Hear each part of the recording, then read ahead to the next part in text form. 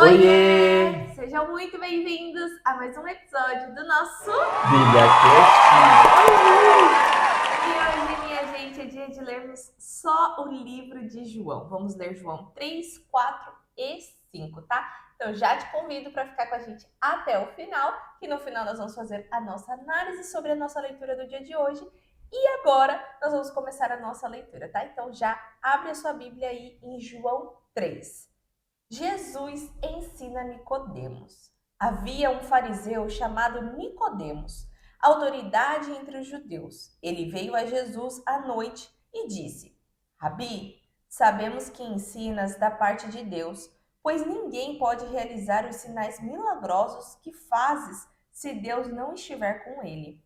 Em resposta, Jesus declarou: Em verdade lhe digo que ninguém pode ver o reino de Deus se não nascer de novo. Nicodemos perguntou: Como alguém pode nascer quando já é velho? É claro que não pode entrar pela segunda vez no ventre da mãe e renascer. Jesus respondeu: Em verdade lhe digo que ninguém pode entrar no reino de Deus se não nascer da água e do espírito.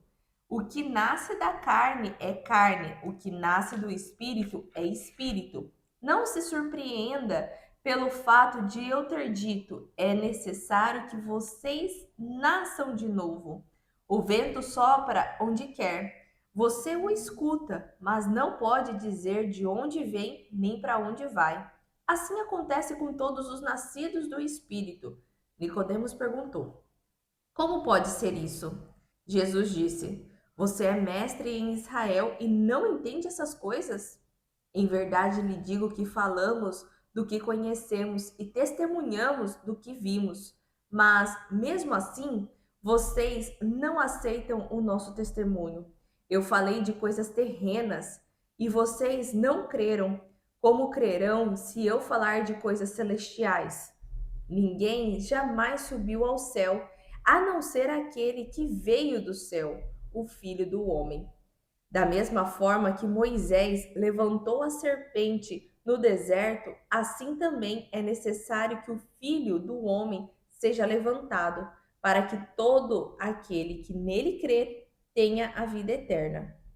Porque Deus tanto amou o mundo que deu o seu Filho unigênito, para que todo aquele que nele crer não pereça, mas tenha a vida eterna. Pois Deus enviou o seu Filho ao mundo, não para condenar o mundo, mas para que o mundo fosse salvo por meio dele. Quem nele crê não é condenado, mas quem não crê já está condenado, por não crer no nome do Filho unigênito de Deus. Este é o julgamento. A luz veio ao mundo, mas os homens amaram as trevas no lugar da luz, porque as suas obras eram más. Pois quem pratica o mal odeia a luz e não se aproxima da luz, para que as suas obras não sejam manifestas. Quem, porém, pratica a verdade, vem para a luz, para que se veja claramente que as suas obras são realizadas por intermédio de Deus. O testemunho de João Batista acerca de Jesus. Depois disso, Jesus foi com os seus discípulos para a terra da Judéia, onde passou algum tempo com eles e batizava. João também estava batizando em Enom, perto de Salim, porque havia ali muitas águas e o povo vinha para ser batizado. Ora, isto se deu antes de João ser preso. Surgiu uma discussão entre alguns discípulos de João e certo judeu a respeito da purificação cerimonial. Eles se dirigiram a João e lhe disseram: Rabi, aquele homem que estava contigo no outro lado do Jordão, do qual testemunhaste, está batizando e todos estão se dirigindo a ele. João respondeu: Uma pessoa só pode receber o que lhe é dado dos céus. Vocês mesmos são testemunhas de que eu disse: Eu não sou o Cristo, mas aquele que foi enviado adiante dele. A noiva pertence ao noivo. O amigo do noivo que está ao seu lado e o ouve enche-se de alegria quando ouve a voz do noivo.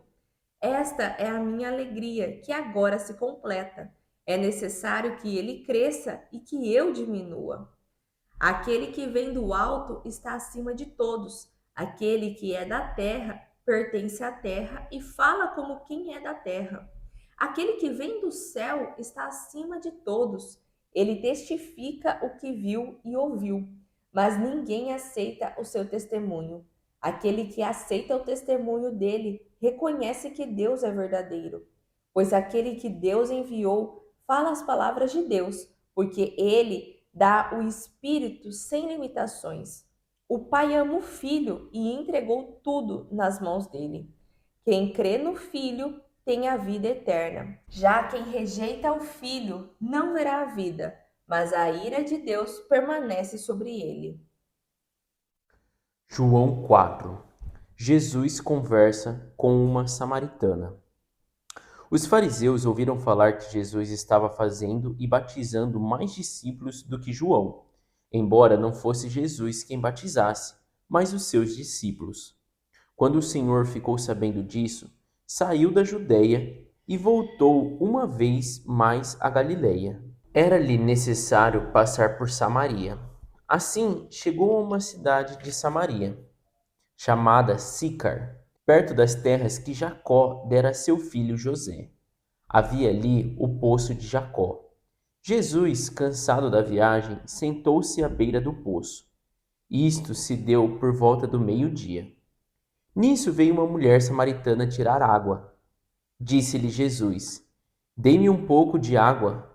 Os seus discípulos tinham ido à cidade comprar comida.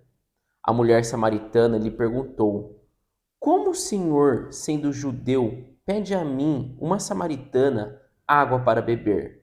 Pois os judeus não se dão bem com os samaritanos. Jesus lhe respondeu: Se você conhecesse o dom de Deus e quem lhe está pedindo água, você lhe teria pedido, e ele lhe teria dado água viva. Disse a mulher: O senhor não tem com que tirar a água, e o poço é fundo. Onde pode conseguir essa água viva?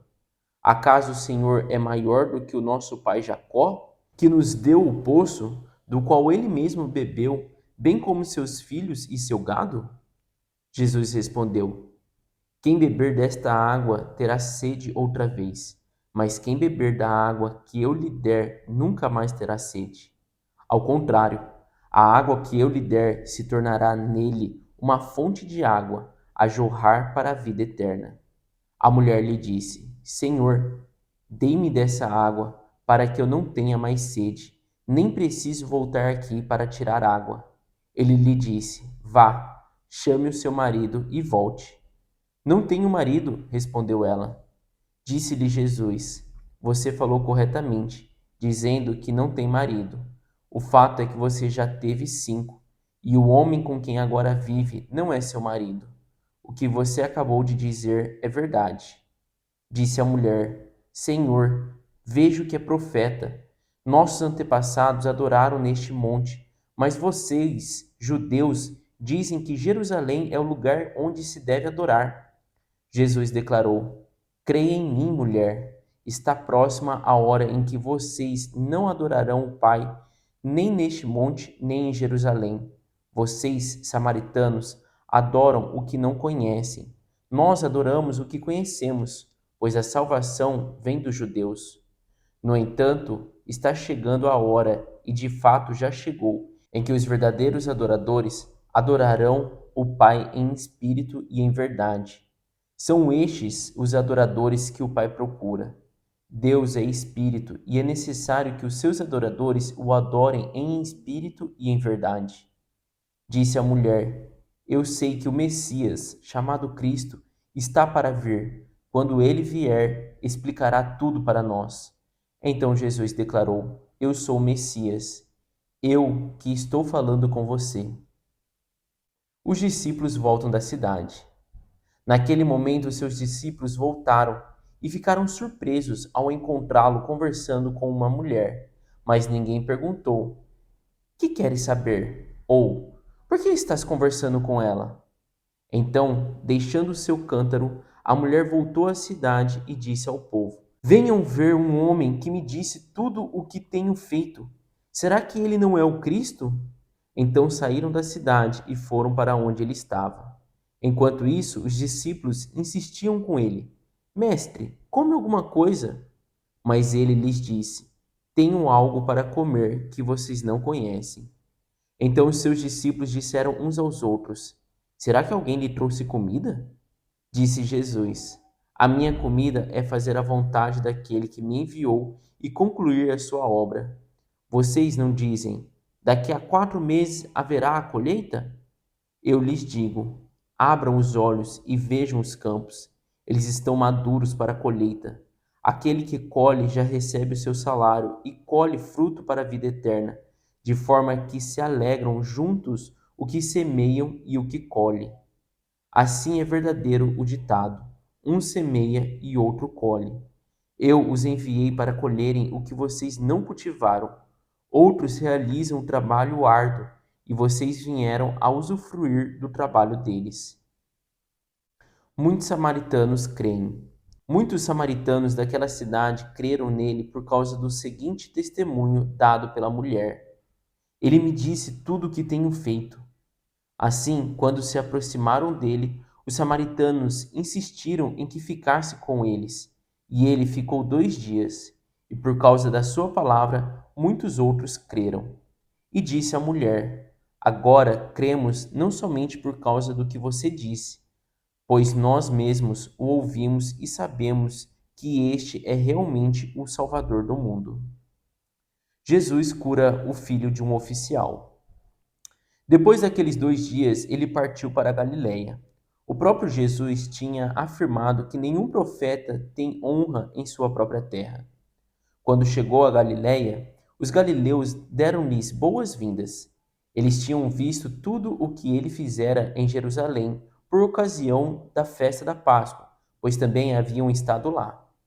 Mais uma vez ele visitou Canaã da Galiléia, onde tinha transformado água em vinho.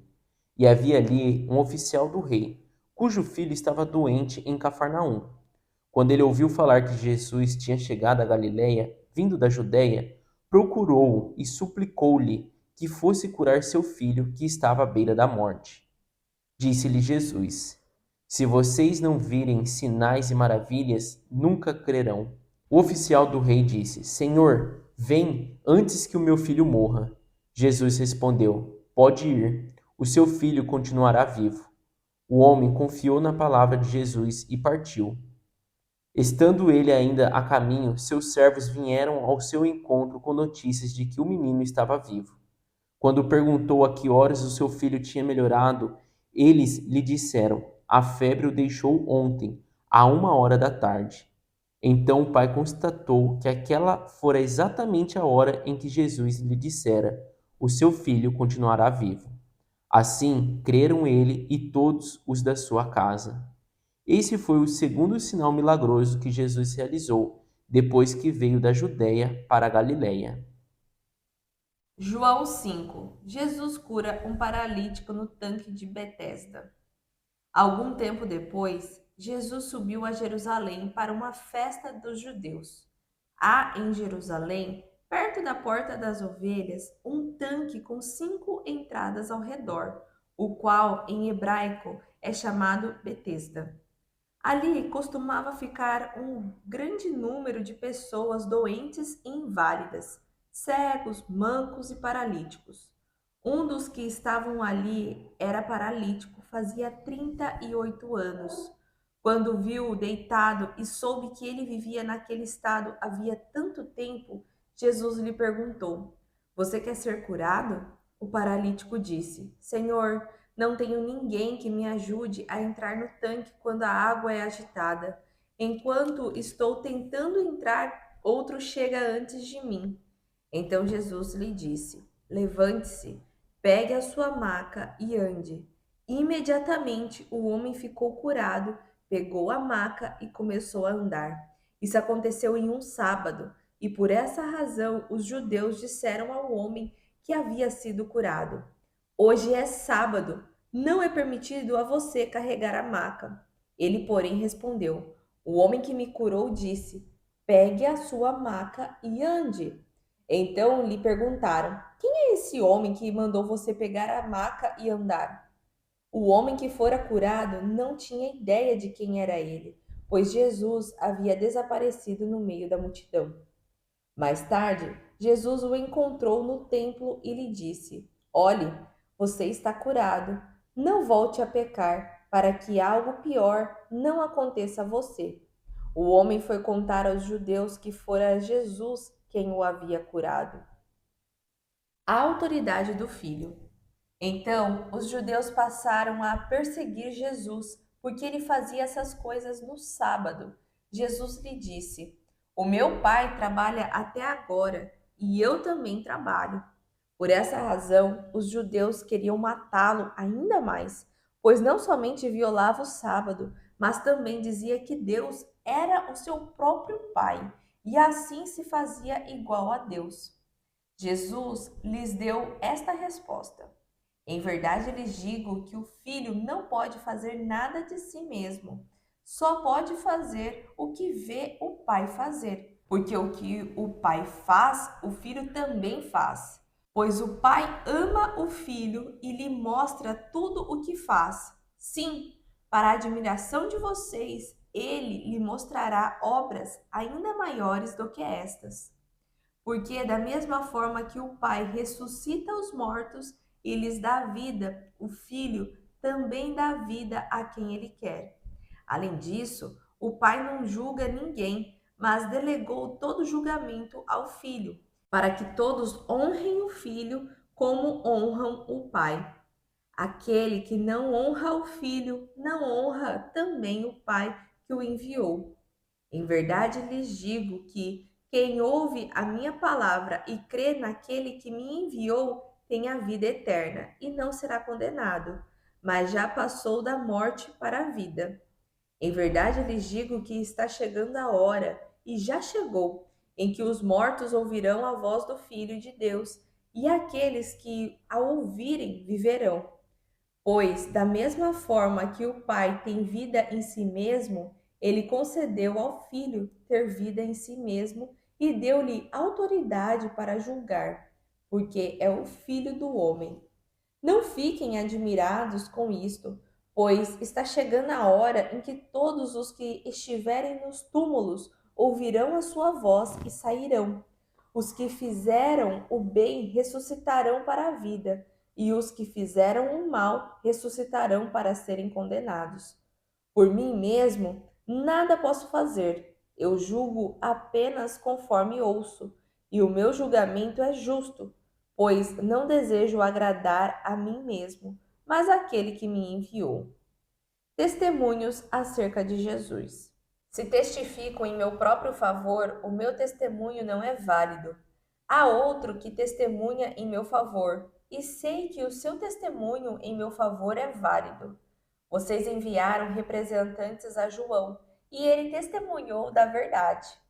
Não que eu busque testemunho humano, mas menciono isso para que vocês sejam salvos. João era uma lâmpada que queimava e irradiava luz, e durante certo tempo não quiseram alegrar-se com a sua luz. Eu tenho um testemunho maior que o de João, a própria obra que o Pai me confiou para concluir, e que estou realizando, testemunha que o Pai me enviou. O próprio Pai que me enviou testemunhou a meu respeito. Vocês nunca ouviram a sua voz, nem viram a sua forma, nem a sua palavra habita em vocês, pois não creem naquele que ele enviou. Vocês estudam cuidadosamente as Escrituras porque consideram que nelas tem a vida eterna. E são as Escrituras que testemunham a meu respeito. Contudo, vocês não querem vir a mim para terem vida. Eu não aceito a glória dos homens, mas conheço vocês. Sei que vocês não têm o amor de Deus. Eu vim em nome do meu Pai, e vocês não me aceitaram. Contudo, se outro vier em seu próprio nome, vocês o aceitarão. Como vocês podem crer se buscam a glória uns dos outros, mas não procuram a glória que vem do Deus único. Contudo, não pensem que eu os acusarei diante do Pai. Quem os acusa é Moisés, em quem vocês põem a sua esperança. Porque se crescem em Moisés, creriam em mim, pois ele escreveu a meu respeito.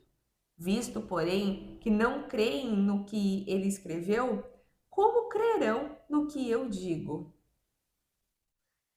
E assim finalizou a nossa leitura de hoje. Uma leitura um pouco mais extensa, né? E com mais acontecimentos aí bastante famosos, vamos dizer assim, né?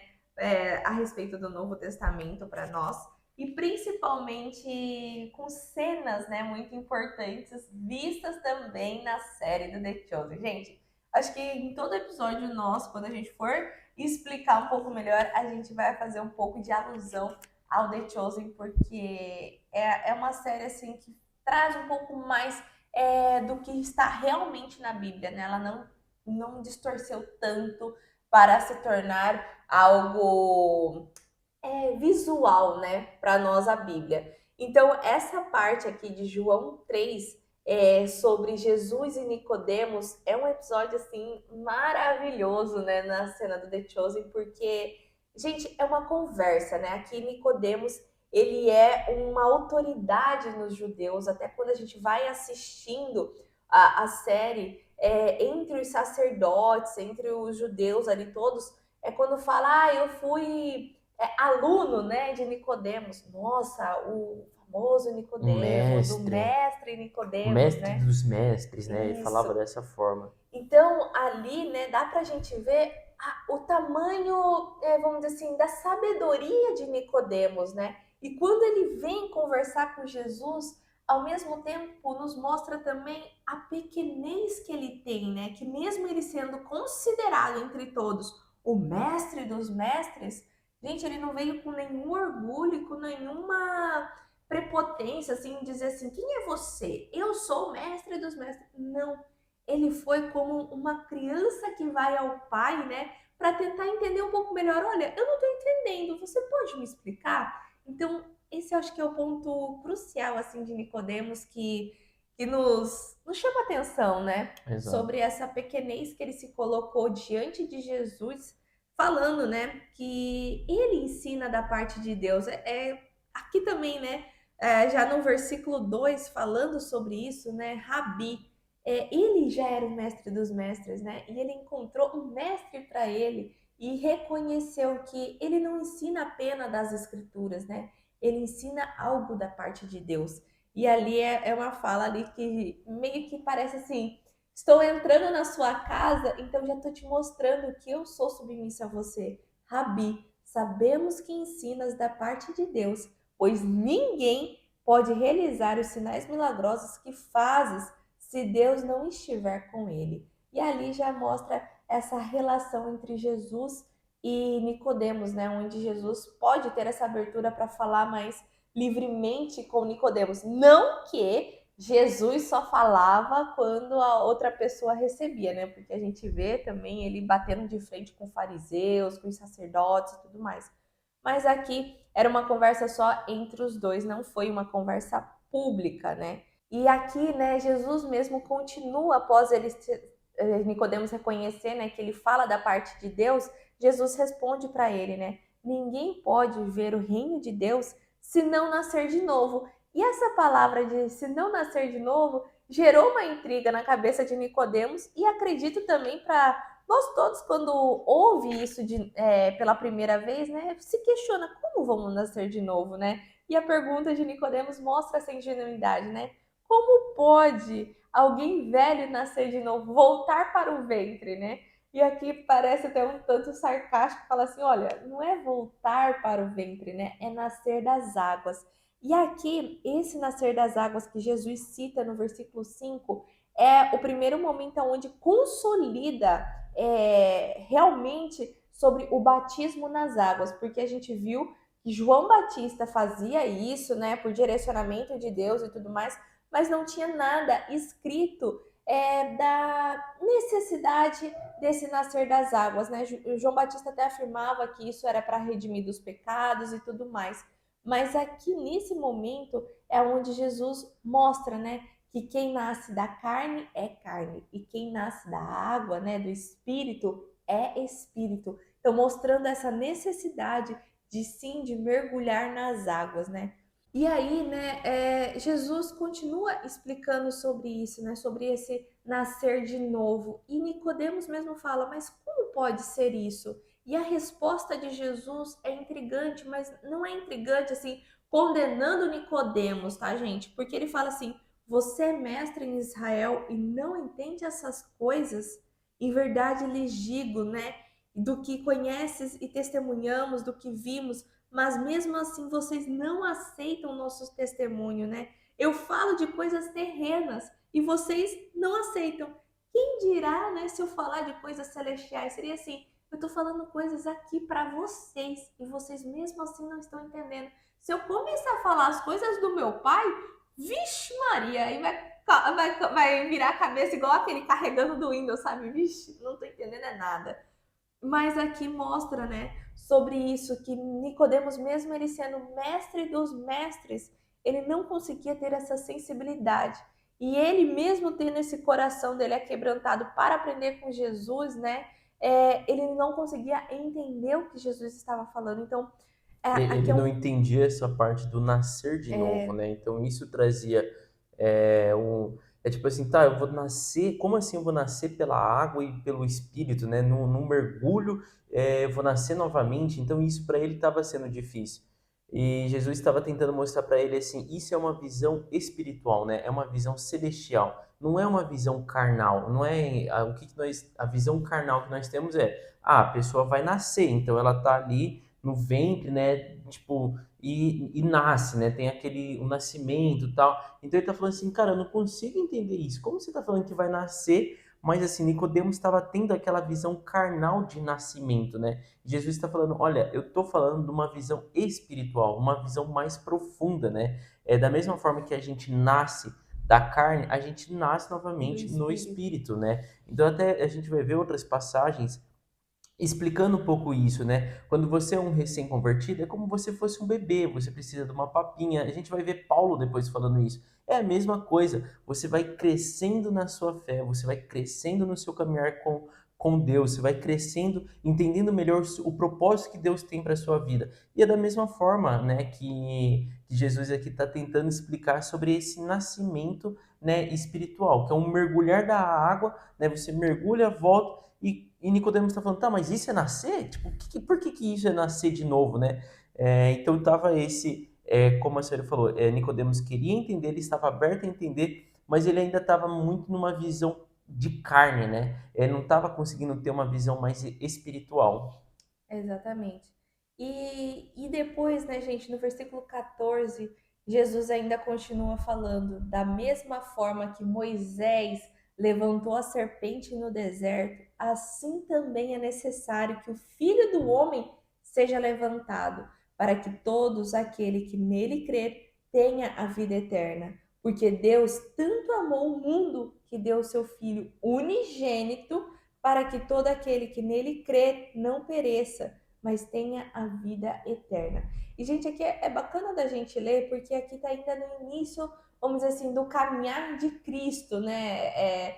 Cristo, depois que ele mergulhou nas águas, foi para o deserto lá ser atentado por Satanás, né? E aí ele voltou, já começando o caminhar dele. Então mostra que não teve tanto tempo assim. E aqui mostra um pouco mais também de clareza sobre o que aconteceria com ele. Então, a todo tempo ele já sabia, né, qual era o chamado dele, ele já sabia como ele iria, vamos dizer assim, ser levantado, né? Porque a serpente lá no deserto, quando a gente leu lá no Antigo Testamento, era a que, vamos dizer assim, traria vida para o povo quando foi picado pela serpente, né? Quem olhasse para a serpente teria vida, né? Porque era quem cria, quem tinha fé e olhasse, né?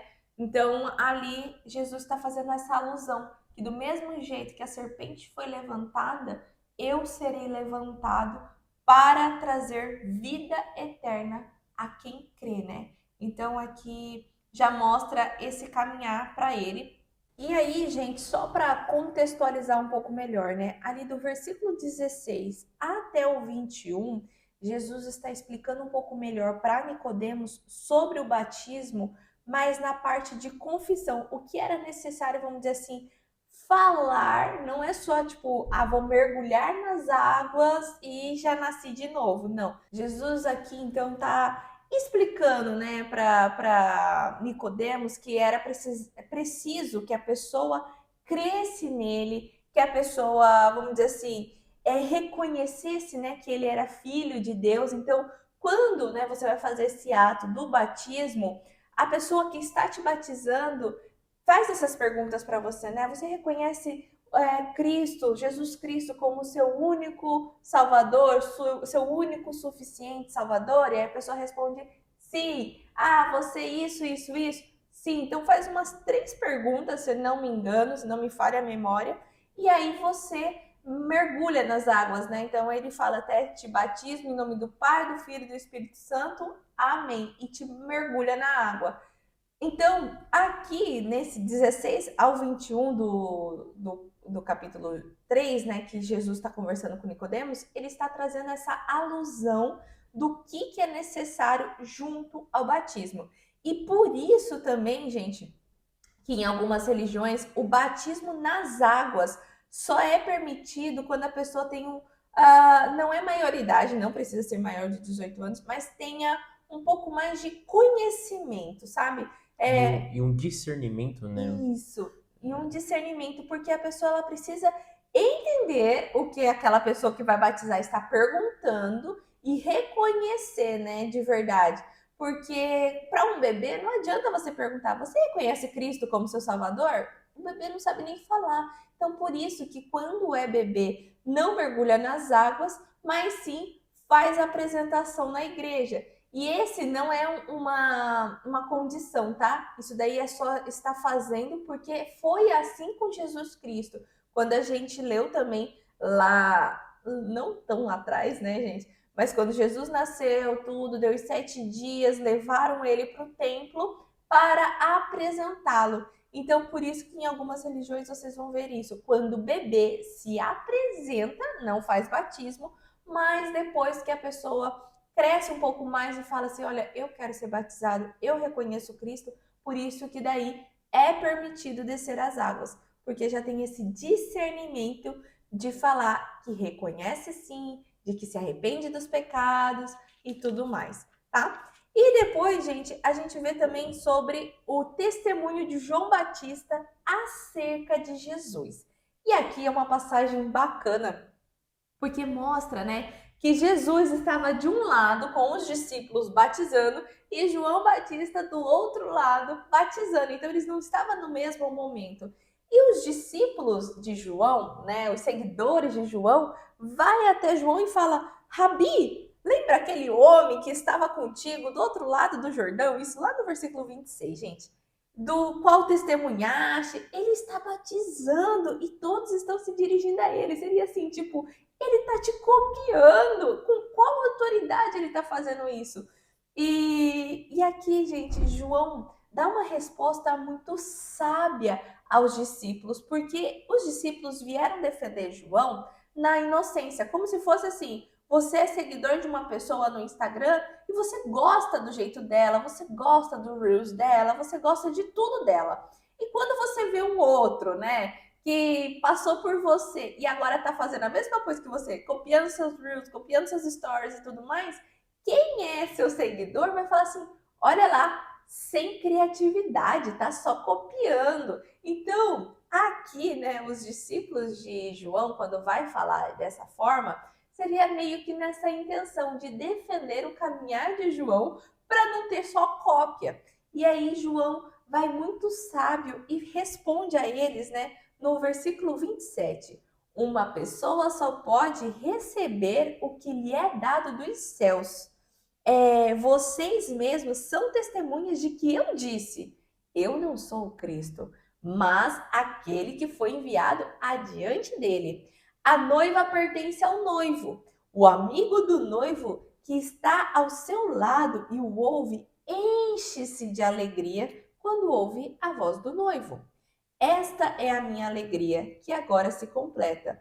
É necessário que ele cresça e eu diminua. E aqui, gente, essa explicação é bacana porque João Batista já no início já mostra, né, que ele sempre está falando sobre o Messias, sobre o Cristo. E ele mostra também que ele não é o Cristo, ele só é quem está indo adiante dele, né, abrindo o caminho. Então, vamos dizer assim, quem tem maior autoridade não é João, é Cristo. Então é preciso que ele cresça para que João diminua. Então tá tudo certo.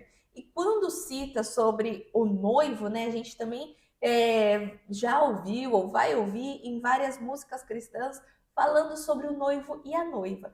O que é isso, né? Noivo aqui é Jesus Cristo, não só aqui, mas também nas músicas também. O noivo é Jesus Cristo e a noiva é a igreja, somos nós.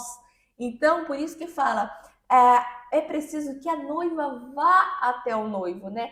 Por isso que é preciso que nós vamos até Jesus. Jesus está disponível para nós. Então não é assim a gente ficar aqui, estou esperando que Jesus venha. Não. A gente, ao saber que Jesus está, é preciso nós irmos, né? É preciso nós irmos reconhecer. Por isso que também em algumas igrejas, quando fala quem hoje reconhece, quem está afastado de Cristo, que vem até aqui à frente para eu vou te dar um presente, eu te dar uma oração e tudo mais. Por que é preciso que você saia do seu lugar, né? É bacana que você levantou a mão e falou que você reconhece Cristo. Isso já é um passo.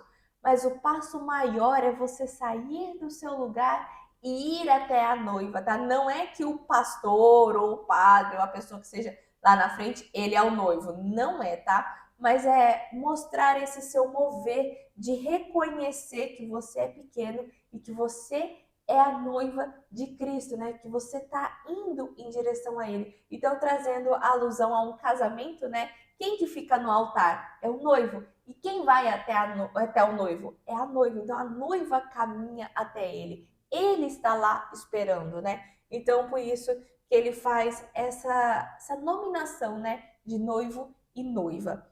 E depois, né, do versículo 31 ao 36, ele vem falando sobre a necessidade do batismo, né? Ele vem dando mais clareza sobre o que é preciso fazer, né? Aquele que é da terra pertence à terra e fala como quem é da terra, e aquele que vem do céu está acima de todos, né? Aquele que aceita o testemunho dele reconhece que Deus é verdadeiro, pois aquele que Deus enviou fala às pessoas de Deus, porque ele dá o Espírito sem limitação. Então aqui está mostrando, né, sobre isso, sobre o batismo, sobre Cristo, né, poder dar o Espírito ali sem limitação, desde que você desça as águas.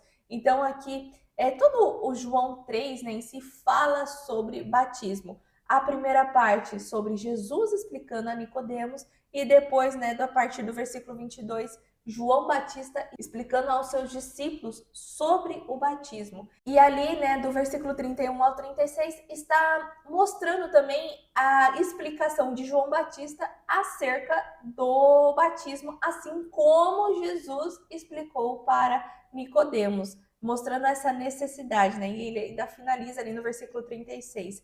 Quem crê no Filho tem a vida eterna. Já quem rejeita o Filho não verá a vida, mas a ira de Deus pertence sobre ele. Então a gente finaliza mostrando assim uma coerência nas explicações, né? Isso que é legal, mesmo João Isso. Batista não estando ali com Jesus na explicação para Nicodemos, mas você vê que o entendimento e a sabedoria que João Batista tinha sobre o batismo e que ele estava passando para os seus seguidores e os seus discípulos ali, tem total coerência com o que Jesus fala para Para Nicodemos Nicodemos. sobre o batismo, né? Então isso é legal da gente ver. E nós vamos para o capítulo 4, que fala sobre Jesus conversando com uma samaritana. Começa, né, contando sobre isso. E fala ali que os fariseus ouviram falar que Jesus estava batizando, né, mais discípulos do que João Batista. E aqui mostra, embora não fosse Jesus que batizava, mas os seus discípulos estavam batizando. Então era ali os discípulos de Jesus quem fazia, né, esses batismos. E mostra que isso de alguma forma incomoda, né, Jesus Cristo. E ele sabendo disso, ele sai dali e vai para a Galileia. Ele, né, fala com os seus discípulos: ó, vamos embora, vamos para a Galileia. Só que antes deles irem para a Galileia, ele fala que precisa dar uma passada em Samaria, né? E Samaria, gente, era uma região, isso que é legal da gente entender, era uma região que não agradava muito os judeus. Eles tinham certos conflitos ali com o pessoal de Samaria, mas Samaria, a região de Samaria, antigamente, né, ali no governo de Davi, de Salomão, tudo, pertencia a toda Israel. Então, tipo assim, era uma região só, né? Era uma Israel só. Só que nesse momento aqui, Samaria tem uma certa rixa ali com o pessoal de Jerusalém. E a gente vai até ver isso nessa conversa, né? E ali mostra no versículo 6 que Jesus chega a um poço, a um determinado poço, né, que foi perfurado por Jacó, né? Então que está lá em Gênesis falando sobre Jacó, Jacó sair de Siquém, porque aqui é uma região bem próxima de Siquém, que fica ali em Samaria.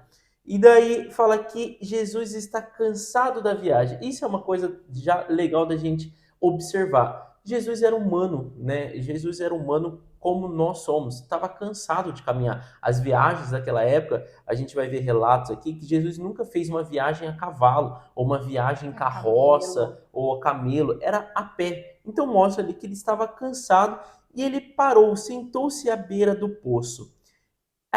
Daí aqui começa o do nada de Deus, né? O do nada, o do Neide aqui, né? Começa já a acontecer as coisas aqui.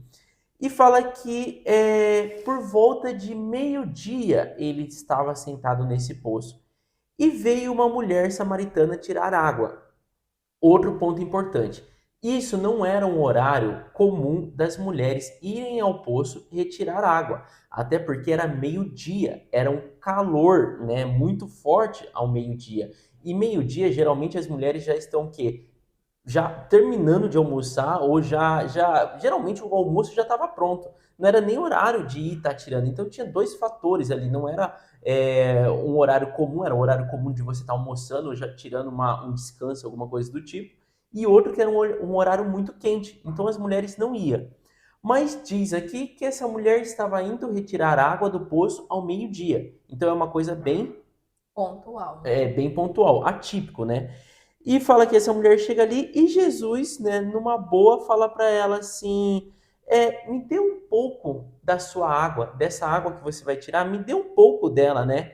E a mulher já pergunta assim: olha, eu vi já de cara, né, pelo seu vestimento e tudo, que você é um judeu. Então, por que você está pedindo a mim, né, sabendo que eu sou uma samaritana, você está pedindo água, né, para beber? Eu vou tirar? Tipo assim, você já vai considerar, só o fato de eu tirar essa água, você já vai considerar que essa água está impura por eu ter tirado, né? E tipo assim, nós temos aí uma rixa, né? A nossa, não eu e você, né? É isso que a mulher está falando, mas as nossas regiões têm uma certa rixa. E Jesus responde ali de uma forma intrigante demais, né? Que ele coloca ali, ó, no versículo 10: se você conhecesse o dom de Deus e quem lhe está pedindo água, você lhe teria pedido e ele lhe teria dado água viva. Então ele está falando para a mulher, tipo assim, se você soubesse quem eu sou, você, né, a mulher, teria pedido a mim uma água e seria água viva.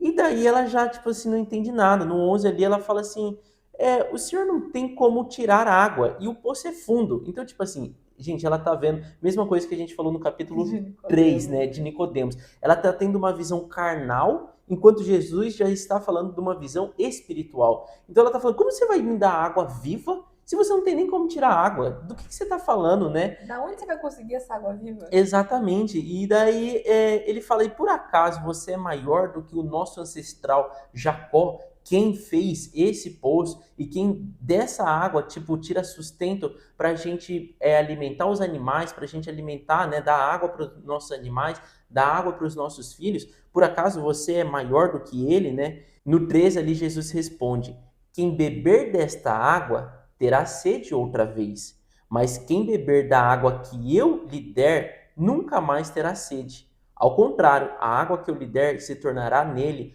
uma fonte de água a jorrar pela vida eterna.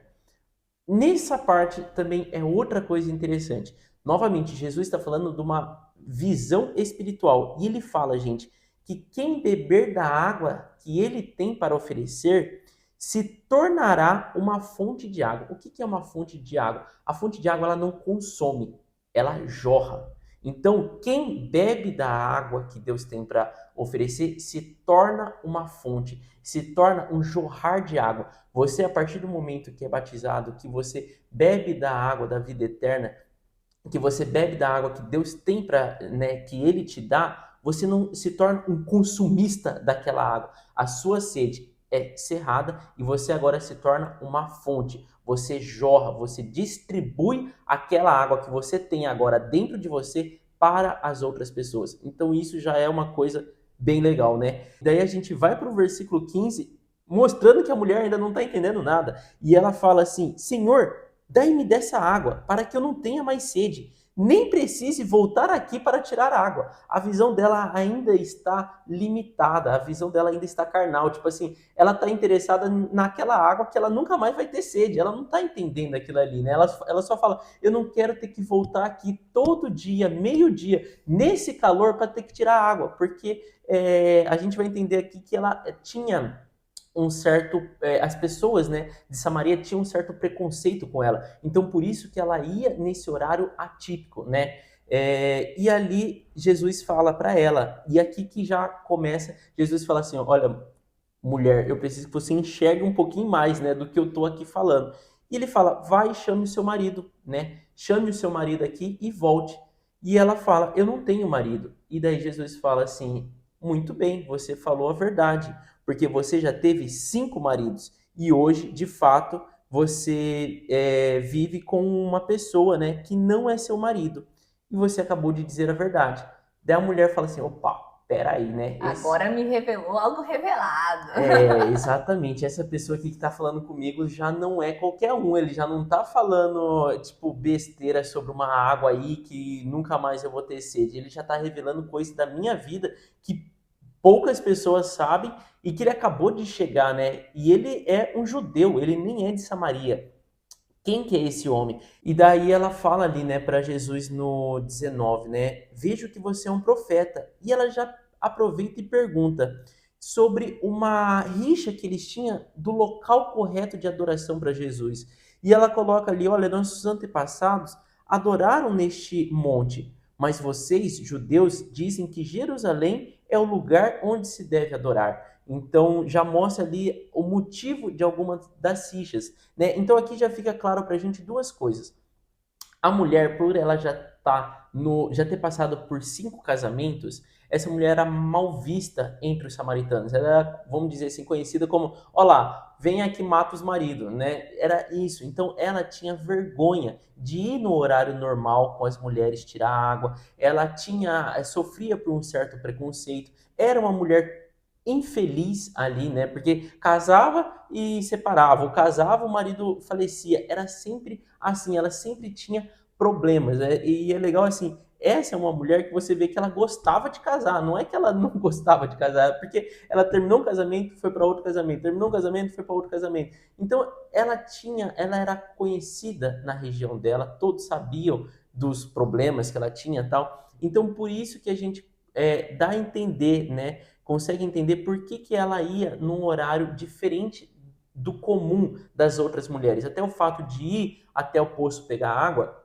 era uma atividade feita pelas mulheres. Então elas saíam com os cândalos, né? Que é os potes delas cheias de água, era negócios de barro grande, né? Que tinha muita água, então elas saíam com aquilo e tal. Então aqui a gente consegue entender essas coisas, né? Por que ela ia nesse horário atípico e por que havia uma rixa entre Samaria e o povo da Judéia, principalmente por causa do local de adoração. Daí no 21 aqui ele responde, né? Creia em mim, mulher, está próxima a hora que vocês não adorarão o Pai, nem neste monte, nem em Jerusalém, mas vocês adorarão ele em espírito e em verdade. E é isso no versículo 23 ali. Estes os adoradores que o Pai procura. Deus é espírito e é necessário que os seus adoradores o adorem em espírito e em verdade. Então aqui Jesus Cristo deixa claro para essa mulher que não é o problema ali que estava tendo entre os samaritanos e os judeus sobre o local de adoração, não era isso que importava, mas sim quem adorava a Deus de espírito e em verdade. E depois, no versículo 25, fala ali, né, que a mulher coloca: eu sei que o Messias, o chamado Cristo, está para vir. Quando ele vier, explicará tudo para nós. E Jesus revela para essa mulher colocando: eu sou o Messias, eu que estou falando com você. E isso, tipo assim, já é legal, porque Jesus, naquele momento, não estava se revelando para muitas pessoas já ser o Messias, já ser Cristo. Então ele estava, a gente vai entender que nesse momento ele ainda foge de algumas situações na qual ele não necessita revelar que ele é o Cristo, porque ainda não é chegado o momento dele de ser crucificado. A partir do momento que ele começa a se revelar mostrando eu sou o Cristo, eu sou o Messias, ele Já vai aproximando a hora, né? já traria mais conflitos e ele saberia que ali chegaria o momento na qual ele seria crucificado, né? E do 27 ao 38 fala sobre a volta dos discípulos. E isso daqui é uma coisa também muito bacana, que é uma fala interessante, que os discípulos voltam com comida. Eles foram atrás de comida, porque eles também estavam com fome, estavam cansados, mas eles vão atrás de comida. E quando eles chegam, eles perguntam para Jesus: Jesus, come, né? Trouxemos comida, come uma fruta, come alguma coisa. E daí ali no 32 ele coloca ali, né? Ó, mas ele lhes disse, Jesus disse: tenho algo para comer que vocês não conhecem. E daí o pessoal tá falando assim: cara, eu não tô entendendo o que Jesus está falando, né? Tipo, a gente trouxe comida, a gente foi lá na cidade, comprou a comida, né? Por que ele não tá comendo a comida que nós trouxemos? Do que ele tá falando? E eles até perguntam: será que alguém trouxe alguma coisa para ele comer, né? O que é isso, né? E aqui é uma fala muito comum, né? Que é, quando a gente fala assim, quando você tiver mais fome, você vai entender. Quando você tiver mais fome de ler a palavra, você vai entender. É isso que sacia a sua fome, né? E ali Jesus responde isso no versículo 34. A minha comida é fazer a vontade daquele que me enviou e concluir as suas obras. Vocês não dizem, daqui a 4 meses, daí aqui ele vai começar uma outra explicação, mas aqui ele está falando assim, a comida que eu tenho, a fome que eu tenho, gente, não é a fome da comida que vocês trouxeram, não é essa fome, novamente, dessa visão carnal de, nossa, eu preciso comer porque meu estômago está vazio. A fome que Jesus tinha era de transformar toda Samaria. Então é isso que ele está falando, ele usou aquela mulher que sentou no poço, isso tudo está dentro do mesmo enredo, a gente vai continuar lendo aqui depois, mas é de vocês entenderem que a fome que ele estava falando aqui é falar, olha, eu não quero a comida porque eu tô com fome de fazer outra coisa. Eu acabei de converter aqui, né? Vamos dizer assim, de me apresentar para uma mulher, para uma samaritana, e eu sei que daqui a pouco vai vir muita gente ouvir o que eu tenho para pregar. E é dessa fome, eu preciso, vamos dizer assim, me concentrar e saber, porque eu sei que daqui a pouco eu tenho que falar do amor de Deus para muitas pessoas, né? E ali ele continua falando ali para o povo, né? No 35, vocês sabem sempre o período da colheita, vocês sabem, daqui a 4 meses haverá a colheita. E eu lhe digo, né, aqui novamente, né, abra a visão espiritual, abram os seus olhos e vejam, os campos já estão prontos para serem colhidos. Teve gente que já semeou para vocês, né? Aqui ele coloca no 37, assim é verdadeiro o ditado, um semeia e outro colhe. Eu os enviei para colherem o que vocês não cultivaram. Outros realizarão um trabalho árduo e vocês vieram a usufruir do trabalho deles. Então ele está falando aqui, eu não estou com fome e eu não quero que vocês plantem nada para a gente comer. Já é chegado a hora de fazer a colheita, né? E no 39 fala que muitos samaritanos daquela cidade creram nele por causa do testemunho dado por aquela mulher. Então, aquela mulher, gente, ela volta para a cidade ali depois de falar com Jesus e ela sai, assim, dá a entender, né? A gente imagina que ela sai espalhando a notícia para a cidade inteira. Tipo assim, gente, eu vi o Messias, eu vi o Messias, eu conheci o Messias está vivo, vocês não estão entendendo, ele falou comigo, ele tem a água da vida eterna para dar para nós, tal, venham, venham. E mostra que toda aquela cidade, né? Vai ali atrás de Jesus e Jesus fala e toda aquela cidade creu, né? Muitos ali coloca, né? Muitos samaritanos creram em Jesus naquele dia. E isso que é legal, termina essa parte aqui falando sobre os samaritanos, sobre essa mulher e todo o enredo que passou naquele poço. E vai para a cura que acontece, né, de um filho de um oficial. Mostra aqui que Jesus ficou naquela região durante 2 dias e ele partiu dali para a Galileia. E mostra aqui um soldado, aqui mostra, fala até um oficial. Isso é uma coisa legal porque era um oficial romano. Ele tinha todos os seus deuses, adorava todos os seus deuses ali, e eles eram muito politeístas, né? Mas fala que aquele soldado ele tinha um filho que estava doente. E dá a entender que era um filho que estava doente há muito tempo. Então ele já tinha feito as orações dele, ele já tinha feito todo ali as ofertas que ele podia fazer para todos os deuses que eles tinham ali, e o filho dele não era sarado, o filho dele estava doente. Então dá a entender que era por muito tempo, vamos dizer um exemplo, fazia 6 meses que o filho dele estava enfermo e não melhorava.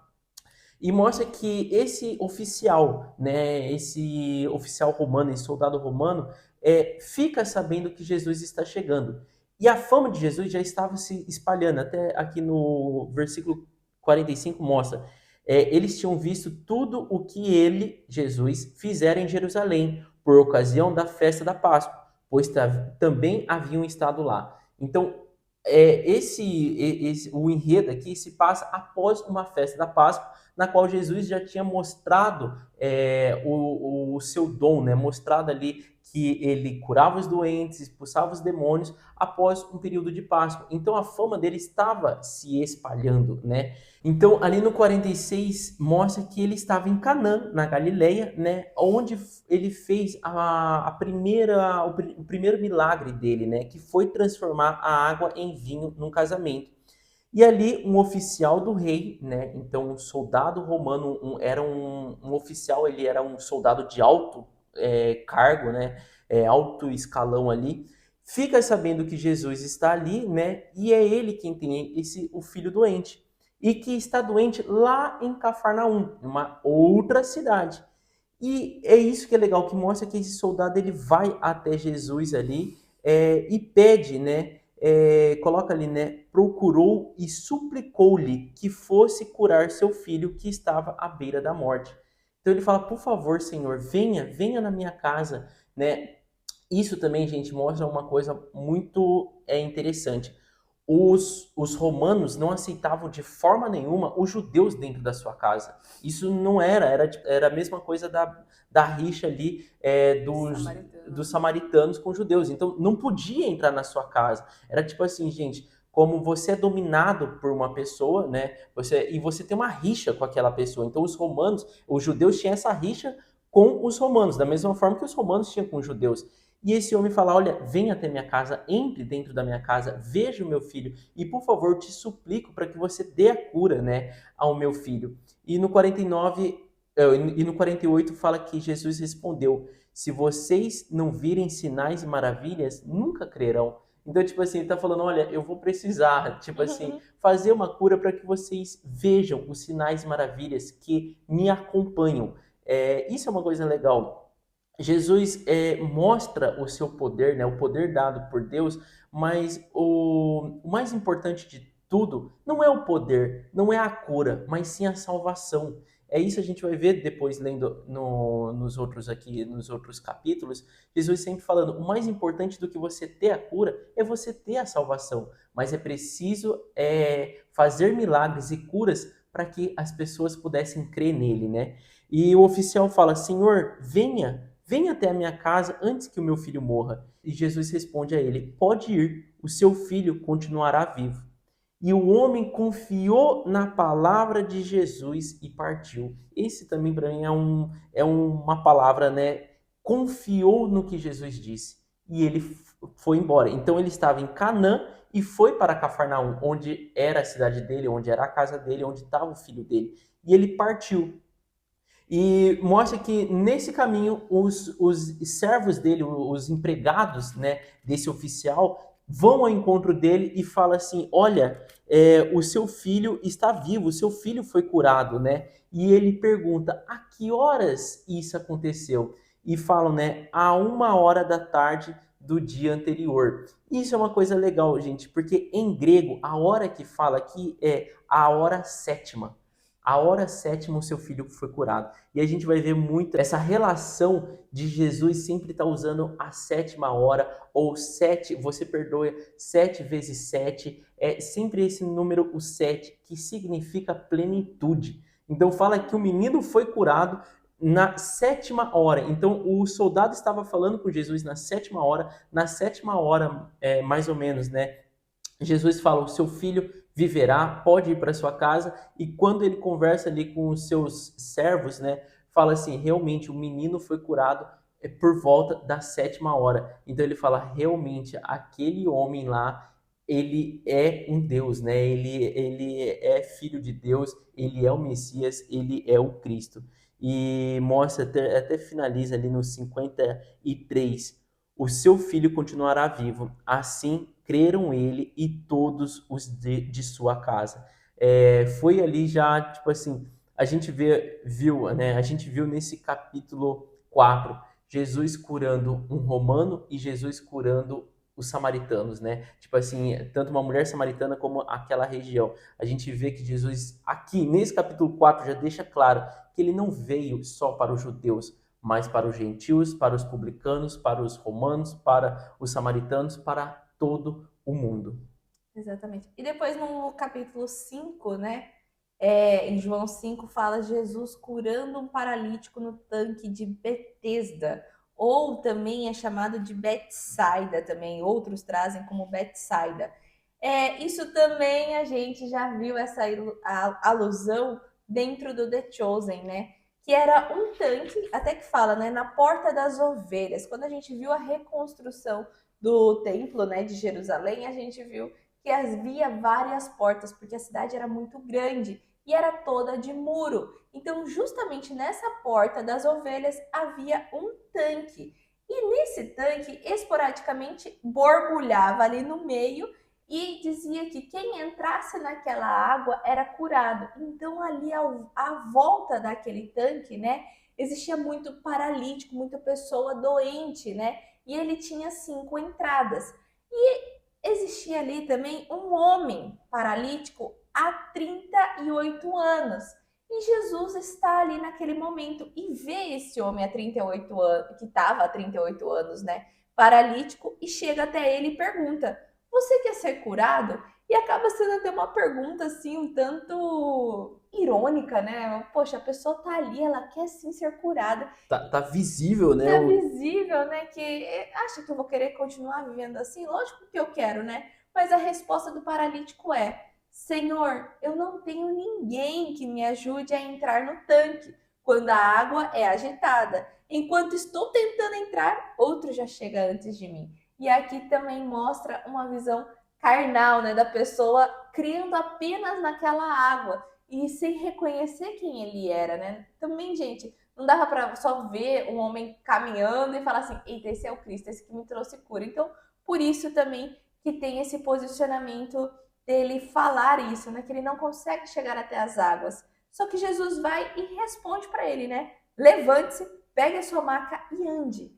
E aqui mostra uma crença, né? Uma fé nesse paralítico, porque ele não indagou nada, né? Tipo, como assim, né? Eu não consegui entrar na água. Ele não fez nada disso. Ele fala assim, ó, no versículo 9: imediatamente o homem ficou curado, pegou a maca e começou a andar. E isso aconteceu em um Shabat, ou num sábado, né?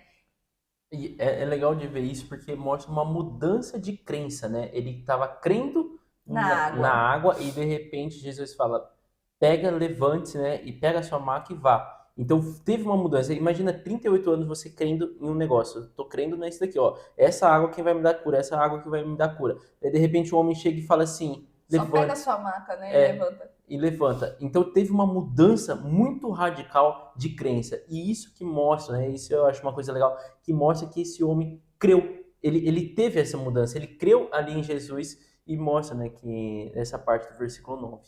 E fala, né, que até outros judeus viram ele carregando a maca num dia de sábado. Gente, aqui começa o rebuliço com Jesus, né? Porque Jesus também podia simplesmente só falar para ele levante e ande e vai embora, né? Mas ele precisava carregar o testemunho dele, né? Aquela maca dele era o que provava que ele já foi paralítico. E quando ele tá andando, né, com aquela maca, outras pessoas perguntam para ele, né? Quem é esse homem que mandou você pegar a maca e andar? Hoje é dia de sábado, né? E aí mostra que ainda Jesus encontra ele no templo e fala, né? Reconhece, se apresenta para ele, vamos dizer assim, né? E ainda fala: Olha, você está curado. Não volte a pecar para que algo pior não aconteça a você. Aqui mostra basicamente que Jesus estava assim, vamos dizer, se apresentando, gente, do mesmo jeito que ele fez com a mulher samaritana. Ele sabia que já estava perto de chegar a hora. Ele não podia mais fazer as coisas e ficar no oculto. Então essa parte era porque as pessoas perguntavam para esse paralítico e ele não sabia, ele só falava: é o homem que me mandou pegar a minha maca, levantar e caminhar. E depois que Jesus fala essa advertência, né, para esse paralítico, ex-paralítico agora, né, o homem já foi contar aos judeus que fora Jesus quem o havia curado, né? Isso no versículo 15. E já logo começa ali falando sobre a autoridade do filho, que é no versículo 16 em diante. Só que começa ali falando que os judeus passaram a perseguir Jesus porque ele fazia essas coisas no sábado. Então, gente, não era nem porque ele estava curando ou coisa do tipo, era porque era o Shabat.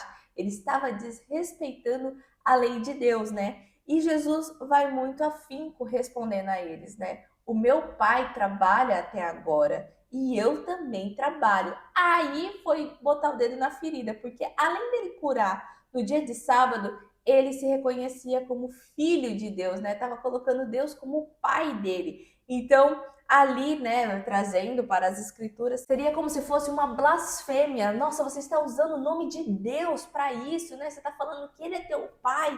Então, os próprios judeus, gente, que eram os das escrituras, que eram, vamos dizer assim, os escolhidos de Deus, não conseguiam enxergar e reconhecer que Jesus era o Filho de Deus, né? E ali começa essa perseguição com Cristo, né? Então aqui, a partir desse momento, a gente vai começar a ver isso. E uma coisa que eu acho legal na resposta de Jesus é que é legal da gente entender que ele está falando assim: olha, o filho não pode fazer nada que o pai não permita. Ou seja, ele tá respondendo assim para os fariseus: eu curei, né? Através de mim, eu curei uma pessoa. Se Deus não permitisse que eu curasse no sábado, Deus não teria me dado esse poder. Então, tipo assim, entendam isso, fariseus. Como, tipo assim, não sai nenhum poder. Isso que eu acho legal Jesus falando. Olha, não sai nenhum poder de mim. Agora, se Deus permitiu que eu fizesse essa cura no sábado, quer dizer que Deus está permitindo, não é eu. O poder não está sobre mim. Então, tipo assim, é legal da gente entender isso, porque Jesus está tentando fazer os fariseus tirarem o olho, né, do sábado e ter o olho na cura, ter o olho ali no milagre que foi realizado. Então, tipo, você vê o tempo inteiro que os fariseus ali, eles não perguntavam: meu, quanto tempo você estava aleijado? O que aconteceu com você? Como foi essa cura? Deixa eu analisar, tipo assim, como que esse homem curou? Tipo, se veio de um dom, se veio de um poder, quem que deu esse poder? Se o poder foi dado no sábado e somente, tipo assim, eles reconheciam que somente Deus poderia estar fazendo, tipo, Deus teria que estar envolvido naquilo. Se Deus está permitindo que um homem seja curado no sábado, então logo, isso é maior do que você se cuidar, né? Vamos dizer, não realizar atividades no sábado. E era isso, é isso que eu acho legal quando Jesus fala sobre isso. Tipo assim, é o Pai quem deixou eu fazer. Não fui eu quem vim e, tipo assim, a vontade está sobre mim, então, tipo, eu tô carregando o poder aqui. E ele até fala, né, que ele só pode fazer o que vê o pai fazer. E o que o pai faz, o filho também faz. Mostra isso. Eu só tô copiando o que meu pai tá fazendo. Entendeu? Então, isso é legal, né? E ali é um sermão, né? Do versículo 19 até o versículo 28, ele vem dando esse sermão de quem ele é, né? Do que ele tá fazendo, qual é a autoridade que ele está tendo, né? Que ele fala até que o pai enviou ele. Então, não é o pai que julga, lá no versículo 22, mas delegou todo o julgamento ao filho, para que todos honrem o filho como honram o pai. Seria assim, a me reconhecer, né? Não tem como você só honrar o pai sem honrar o filho, né? Então, ali ele sempre começa, né? Em verdade lhes digo que quem ouve a minha palavra e crê naquele que me enviou tem a vida eterna e não será condenado, mas já passou da morte para a vida. Então ele vem detalhando muito, né? E não fiquem admirados com isto, né? Pois está chegando a hora em que todos os que estiverem nos túmulos ouvirão a sua voz e sairão. Os que fizerem o bem ressuscitarão para a vida, e os que fizerem o mal ressuscitarão para serem condenados. Então aqui também ele está falando também algo mais futurístico também sobre essa parte do arrebatamento e quando também Cristo está na terra e vai, né? Quem ouve a voz é levado aos céus, quem fez o bem e quem não é, né? É condenado ali pela parte do mal que fez. E depois, gente, ali a partir do versículo 31 até o 45, fala sobre esse testemunhos acerca de Jesus. E ele começa muito objetivo ali, né? Se testifico em meu próprio favor, o meu testemunho não é válido. Se for assim, eu mesmo falando de mim mesmo, não é válido isso, né? Não que eu busque testemunhos humanos, não que eu estou buscando assim que fulano, ciclano fale de mim, né? Mas eu menciono isso para que vocês sejam salvos. Sejam salvos do quê, gente? Aqui seria como se fosse assim, de vocês me reconhecerem. Eu não preciso estar trazendo a glória para mim, eu não preciso a todo momento ficar falando que eu sou o filho de Deus, eu não preciso querer a glória de vocês, mas eu falo sobre isso porque vocês precisam me reconhecer, porque vocês, né? Ele fala até assim no 39, vocês estudam cuidadosamente as escrituras porque consideram que nelas tem a vida eterna. E são as escrituras que testemunham ao meu respeito. Então aqui, quando Jesus fala sobre esse testemunho acerca dele mesmo, vamos dizer assim, né? É para mostrar, gente, eu tô aqui para trazer vida para vocês, né?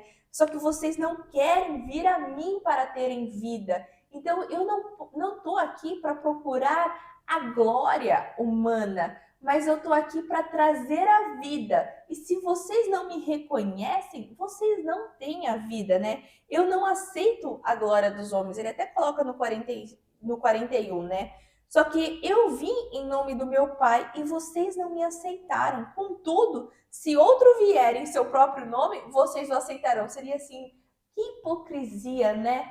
Outro você reconhece, eu que vocês tanto leem, até fala, né?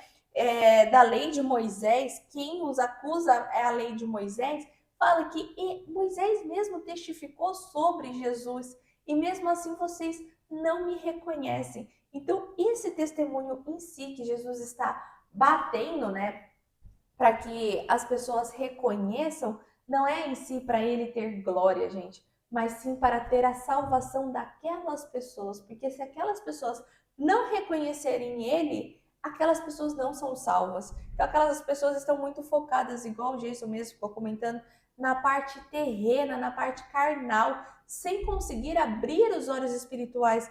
Até ele coloca aqui que as palavras não estão no coração deles, né? Porque se estivesse, eles conseguiriam reconhecer Cristo, né, e ter a vida eterna.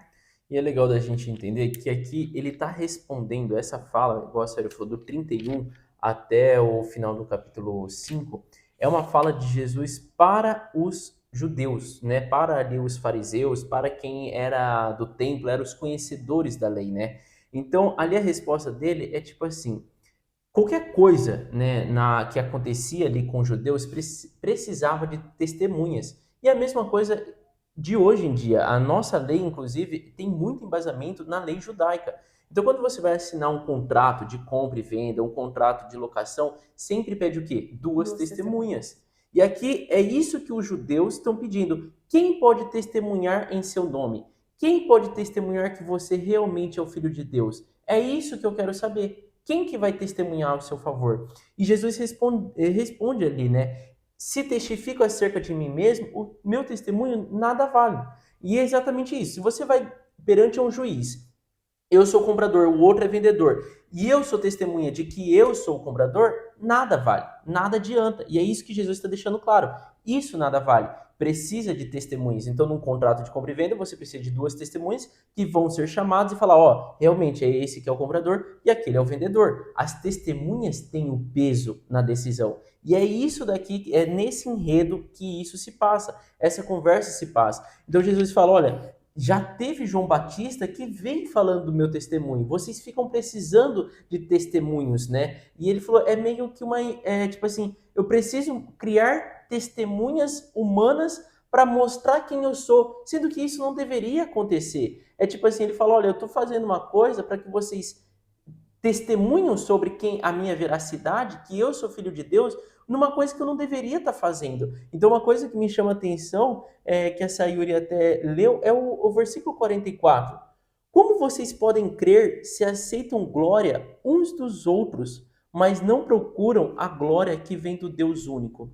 Então, voltando, né, nesse entendimento aqui, os fariseus e os judeus acreditavam, né, de pé junto ali, que quando o Messias chegasse, eles seriam os mais glorificados, que eles seriam aqueles reconhecidos, aqueles que conhecem a palavra, que praticam ali as explicações, os cultos, né, no templo do Senhor. Então, eles acreditavam que a glória deles, né? A glória deles seria, tipo assim, exaltada perante os outros homens, né? E era esse o foco deles. E Jesus está falando, em vez de vocês ficarem procurando a glória uns dos outros, né? Essa competição de eu sou maior, não, eu sou maior, eu sou maior, vocês deveriam estar procurando, né? Mas ali ele coloca, mas vocês não procuram a glória que vem do Deus único, né? Então é legal da gente ver isso, e como a senhora falou, ele mostra ali, o próprio Moisés